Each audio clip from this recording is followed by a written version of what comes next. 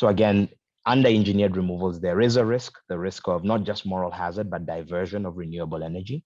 But again, this can be mitigated if we're thoughtful about where we put it. And then finally, stepping away from each of the approaches to carbon dioxide removal, I think there's a conversation around the broader risk about who benefits and how you can create a virtuous cycle. In many of these areas, including carbon dioxide removal through nature-based methods, there's an unfortunate dynamic existing today where the bulk of the insight into the methods and their streams of value, the work of validating them, and a lot of the value that's captured from them is not going to indigenous peoples. It is going to intermediaries. It is going to large pools of capital elsewhere.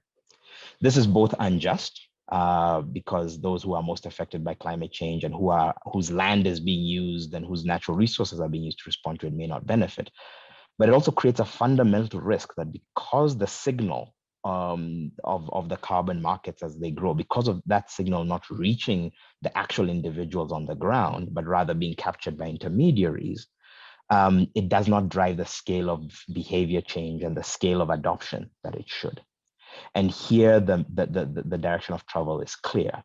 We need to make it clear that the planet will value carbon dioxide removal at scale. We need to make it clear that there are mechanisms to pay for carbon dioxide removal at scale.